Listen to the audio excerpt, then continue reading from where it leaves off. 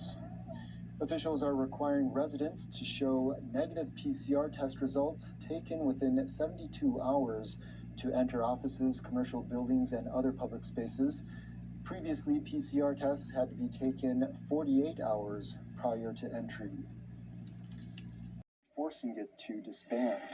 As a result, his CPP won all parliamentary seats in the general election the following year. Sunday's polls are seen as a bellwether for next year's general election. Authorities in Thailand have rescued 59 Rohingya refugees from a remote southern island. They're believed to have abandoned by smugglers en route to Malaysia. Refugees, including 5 children, were found Saturday on the island in Satun province.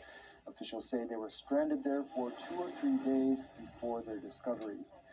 The Royal Thai Navy says the refugees were brought to the island by Malaysian smugglers on a Bangladeshi trawler. Authorities say they were dropped on the Thai island and told they were in Malaysia. Officials say they paid the smugglers about $1,100 per person. More than 700,000 Rohingya Muslim Russian troops have seized up to 70% of Severodonetsk, but he says they were repelled from some areas over the weekend, leaving the city divided in half. Britain's defense ministry says Moscow's forces in the area include poorly equipped and trained personnel mobilized from Russian-led separatist fighters. It says their operational momentum has been blunted by the city's defenders. Ukrainian President Volodymyr Zelensky said he had visited areas adjacent to Severodonetsk. I am proud of everybody I met, everyone I shook hands with, and everyone I connected with. I expressed my support. After another man, and that's when the shooting started. Police later confirmed the victims were as young as 17 and as old as 69. These incidents have an exponential effect on our community. Because there's not enough manpower, there's not enough resources.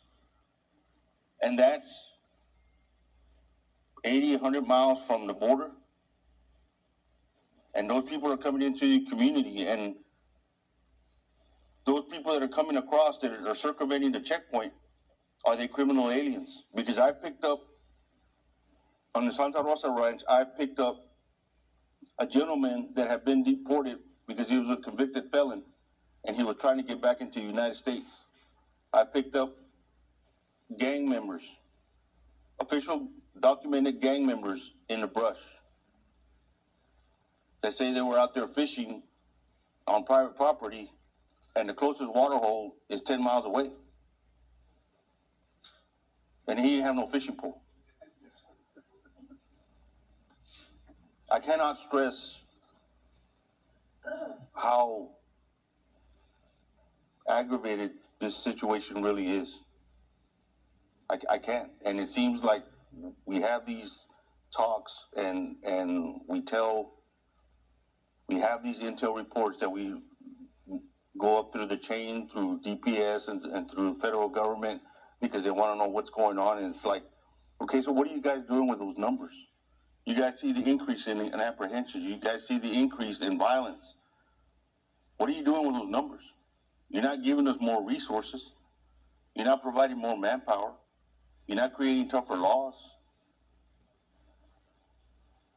That's why I wish you guys would come out with us and see. Officers found the car parked at this Checkers restaurant.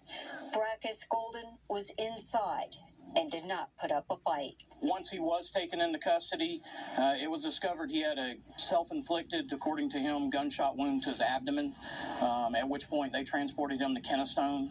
Those who live on King Arthur Drive relieved police caught the man they were looking for. I've been here 30 years. It'll be 30 years, and nothing has never happened like this. It just hurts you. And Golden is still in Kennestone Hospital at this hour.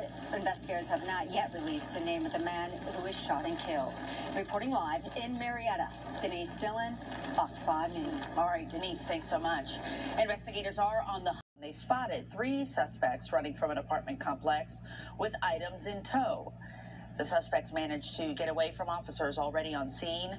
Investigators used surveillance video to help them quickly identify who the suspects were. Officials later arrested Jason Diggs, Jason Hill, and Tremesio Watson during a traffic stop. They've charged all 3 with burglary. Another man, and that's when the shooting started. Police later confirmed the victims were as young as 17 and as old as 69. These incidents have an exponential effect on our community. To purchase this weapon. Gun shopping. When there's talk of potential scarcity, consumers take action over the weekend, checking out the AR-15 rifle. Just sold my buddy one because I'm worried about him and he needs to get one before they go, off the shelves. John Hammond from Griffin made the hour trip to come to the massive Smyrna gun store. He is concerned about the national political debate on weaponry. There are bad people out there and there's good people out there. And I'd like to believe that primarily the owners of AR-15s and other, assault-style weapons are all the good people. Sales of the AR-15 rifle have tripled over the past 10 days, says Eric Wallace of Adventure Outdoors. He explained why the weapon is so popular. It is a semi-automatic rifle, so each time you pull the trigger, it will fire 1 round at a time. It has very low recoil. Most of them come with a 30-round magazine. You can buy 10-round magazines, 20-round magazines, 30-round magazines that'll fit. They're mostly all interchangeable. The one he showed us sells for $700, and right now there's plenty of ammunition in stock. Well, I like it because it's a modular platform. You can use it for whatever you want, whether you want precision shooting, hunting, recreational shooting, or just personal protection. Eric Wallace has been selling guns for a long time. He's seen the ebb and flow of the political conversation about what to ban and what to restrict. For now, he's just going to keep monitoring it and keep selling the AR-15. From Cobb County, a compensation proposal. Well, he says with only 2% being on the table, he's not going to be able to keep all those promises to the officers, and they may leave. Their jobs are as or more demanding than all of the other law enforcement agencies in the metropolitan Atlanta area. But APD's compensation does not measure up to the market. We proposed a 12% raise, which also included a 2.5% COLA, which hasn't been in the city structure for years. The 2% was just extremely disheartening. It was a request, not a demand, made in May at Atlanta City Hall. But Lieutenant Knapp coupled it with a warning that other agencies are snapping up Atlanta officers. A chief in Kentucky, Erica Shields, is even trying to pluck police officers from the department she used to lead. APD veterans can find huge. 10th Congressional District candidate Vernon Jones is urging state lawmakers to pass legislation to end open primary voting in Georgia. This needs to be done, and it needs to be done now. Jones is facing challenger Mike Collins in the runoff for the Republican nomination. Georgia does not register voters by party. Any eligible voter can request to vote in the party of their choice. State Representative David Clark and State Senator-elect Colton Moore joined the candidate in calling for a change in election law. Representative David Clark and I plan to introduce legislation, all in the name of election integrity. I hope this can be a bipartisan issue, and I think it will be. An Associated Press analysis of early voting records from data firm L2 found that more than 37,000 people who voted in Georgia's Democratic primary 2 years ago cast ballots in Georgia's Republican primary. This is not an alarming number as far as the Democrats that cross over in the primary, many of whom will probably cross over in the runoff. But when you live in those conservative districts that are primarily represented by Republicans, you do have some of this crossover. Democratic political strategist and Georgia Gang contributor Theron Johnson says in some of the congressional districts in North Georgia, like District 10, many Democrats cross over and vote for a Republican candidate when there aren't a lot of competitive races. These are not strong Democratic voters. These are people who are what we call swing voters. They have voted previously in either a Democratic primary or Republican primary. Deidre Dukes, Fox 5. Joy Addison joins us with more details on that, Joy. Hi, Christine. Good evening. Healthcare workers say that telehealth visits have been helpful during the pandemic, but they've also created some challenges. And now, in less than 5 months, our current Public Health Emergency Act will end, which made these telehealth visits convenient and affordable for people on Medicare. The pandemic presents many challenges to the healthcare system. We've had labor shortages, workforce changes significantly. One of the big things that's been challenging is just trying to make sure that patients have good access to care. HCA Houston Healthcare's Christian Brigger says this is where telemedicine became key during the height of the pandemic. We're doing a lot of appointments that weren't traditionally used telemedicine to make sure we were checking in on our patients. Medicare paid for 840,000 telehealth visits in 2019, and this number rocketed to nearly 57 million in telehealth. Phillips oversees and addresses how hospitals are run. She says virtual visits help clear some of the patient backlog because doctors can use them for their regular patients and save their in-person time for those who have been skipping routine appointments. Patients that are coming to our doors for care being more complex with multiple comorbidities. But telehealth does challenges, including cost and accessibility. Medicare will only continue to fully cover telehealth visits into October. Other families, one angel box at a time. Heather and Dimitri Wilson described their lives in two parts, before Kennedy and after Kennedy. At any moment, I can remember the loneliness and the confusion and just every emotion you could think of. Speaking to us from their Virginia Beach home, a social worker and fire and rescue battalion chief described how in 2009, at 36 weeks gestation, Heather felt their baby suddenly stop moving inside her. They would later learn that Kennedy died less than a month before her due date from complications of preeclampsia or high blood pressure in pregnancy. What happened to me specifically is placenta abruption. So because my blood pressure got so high, my placenta detached.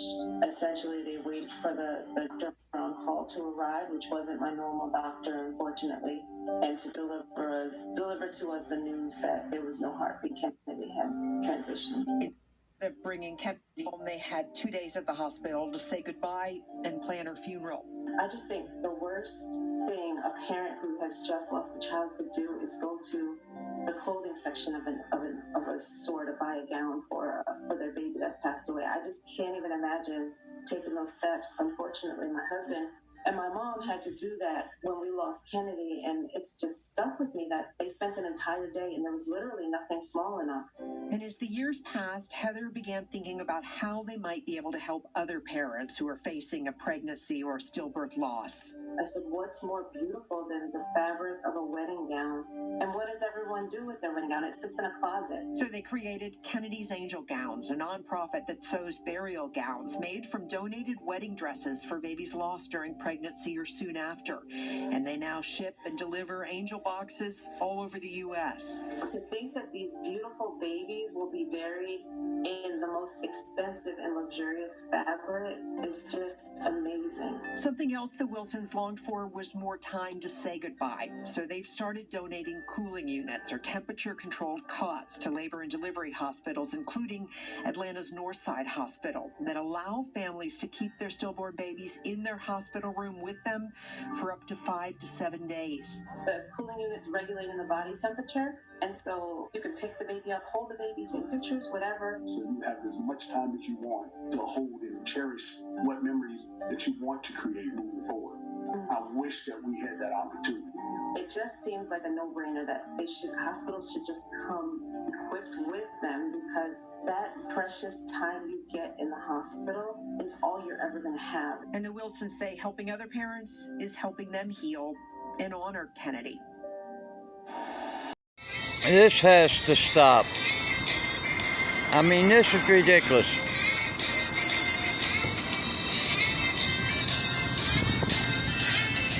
How are we supposed to use these walkways, huh?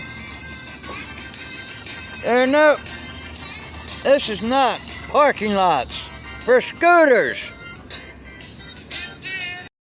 I think that storm that hit Florida and all that done hit up here. I heard some thunder earlier. A rainy night in Georgia.